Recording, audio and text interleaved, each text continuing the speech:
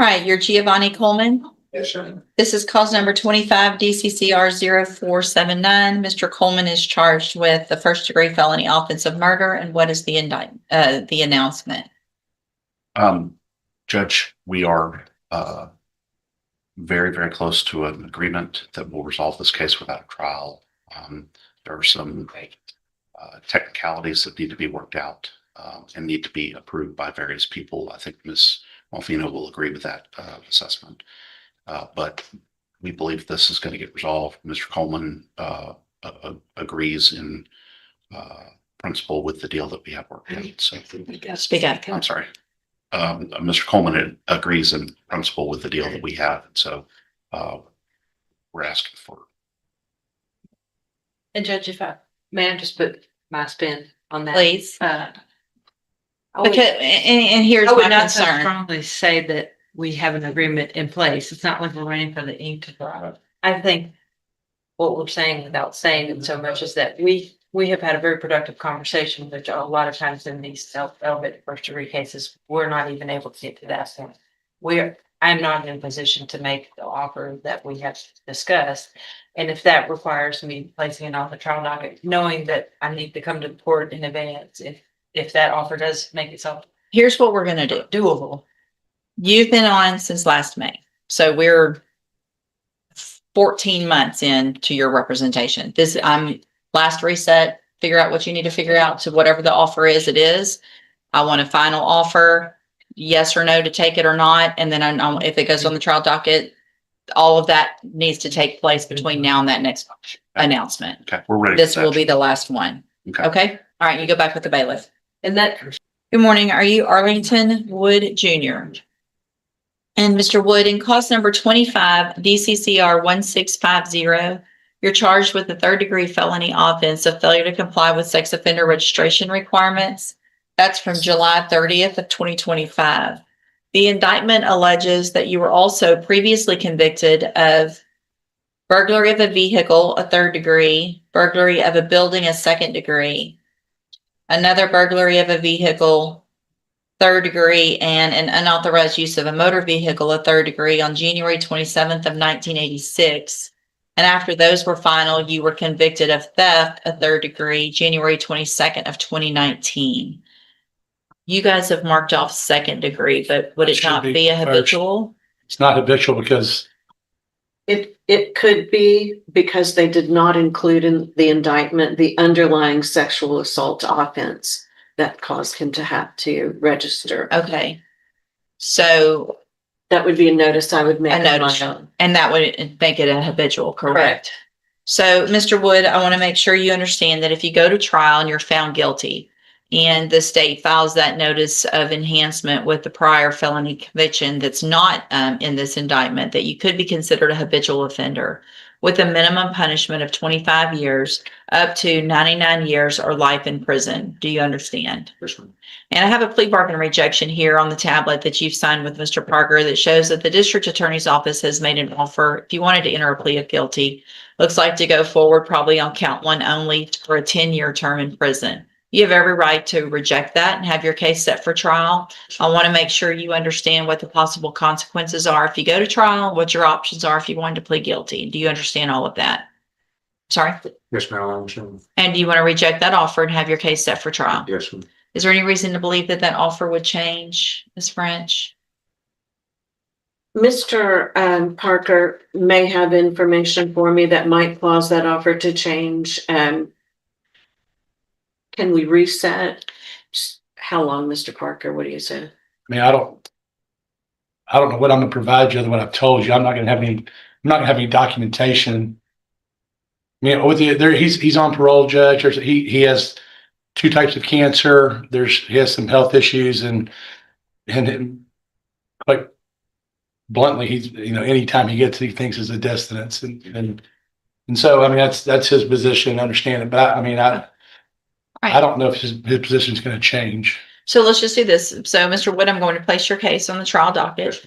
If anything changes between now and then, the attorneys can let me know. We can get you back in here sooner. Mr. Parker has been appointed to represent you at this point. He's one of the attorneys who handles a lot of cases for me as a court-appointed attorney. With your permission, I can release him and I can appoint another attorney who could begin preparation for trial a little quicker. Is that okay with you? Yes, ma'am. All right, so Mr. Parker, you're released. Mr. Wood, we will appoint someone today. They should be out there to see you very soon to begin preparation for trial. Good morning, sir. Are you Pedro Martinez? Yes. And this is cause number 26, DCCR 1085. Mr. Martinez is charged with assault, family violence by impeding breath or circulation. Mr. Rojas, what is the announcement? Judge, if I may, have a name called and document a few things for the court's record. Sure. The name of the complainant is Margaret Samano. Margaret Samano.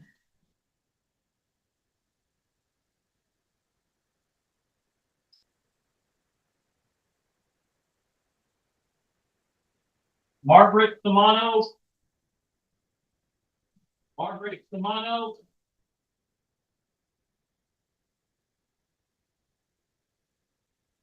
Fine, John. Judge, may the record reflect that the complainant, Ms. Samano, has not appeared in court today. We're not surprised by that. I did make every attempt to reach out to her, known information I had. I also asked my family violence investigator, Ms. Guidry, to reach out to her. It's apparent to us from one, she non-prosecuted, so to speak, in the offense material. And two, I don't believe she has a permanent residence, and they have attempted to track her at some known locations for people who don't have a stable place to reside, unable to do so. We did find one email to her at a Gmail account. We made every attempt to send notification there to please contact us both in English and in Spanish. She has yet to respond, Judge. Obviously, the nature of the offense is concerning with it being a family violence, but on the other hand, the fact that the defendant has been in custody, I feel with that information, it was my duty to, at this time, move to dismiss, and if further information comes to light, I will bring it to the court's attention. Okay, then I'll sign that. Obviously, Mr. Martinez, I'm taking a look now at that probable cause affidavit.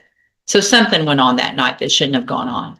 And the fact that she isn't cooperating, makes me very concerned, but it is what it is.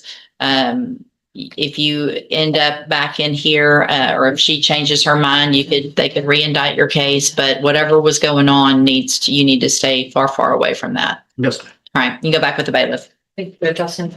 I'll sign it as soon as it comes through. Yeah. Good morning. Are you Jamie Story? And Mr. Rojas, will your client waive the formal reading of the motion? She will, Your Honor. Ms. Story, in cause number 23, DCCR 1546, I have a motion to revoke your community supervision. Shows that you were placed on probation February 25th of 2025 for the state jail felony offense of theft of property with previous convictions, and that was enhanced to a third-degree felony because of some prior felony offenses. And it looks like the punishment was assessed at 10 years with a 10-year probation. Is that correct?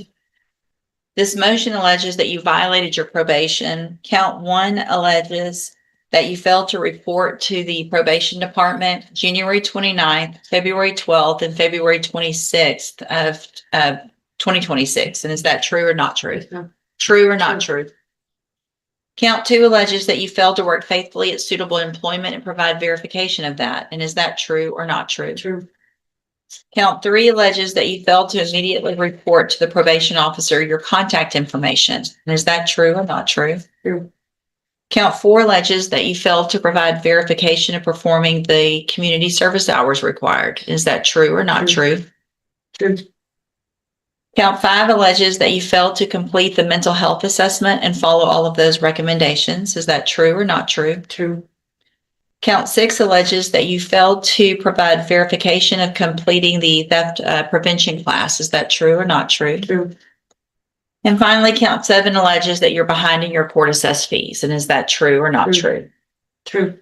Did you enter your pleas of true to counts 1 through 7 freely and voluntarily? Yes, ma'am. And did you plead true to those counts because they're all actually true? Yes, ma'am. I have here on the tablet some documents that have your signature on them that the state's marked as exhibit number 1. Before you sign these, did you go over them with Mr. Rojas? Yes, ma'am. Do you fully understand them? Yes, ma'am. And do you understand if I follow this agreement that you've made, that you'll be waiving or giving up any right to appeal? Yes, ma'am. And it looks like the agreement that you've made is for a cap of 6 years in prison, which means if I follow that agreement, I can give you 6, I can give you less than 6. It'll all depend on the information that's brought to me when we come back for a sentencing hearing. And is that what you want me to do? Yes, ma'am. All right, state tender's number 1. No objection. It's admitted any evidence Ms. Story is not competent. No, Your Honor. All right, ma'am, I'm going to find that you entered your pleas of true to counts 1 through 7 freely and voluntarily. Find those counts true, find sufficient evidence to revoke your probation, but I'm going to reset your case for sentencing so that the probation department can do an updated report. Also, anything that you think is important for me to know, get that information to Mr. Rojas and he'll present it to me on your behalf when we come back. All right, you go back with the baby. Great, thank you.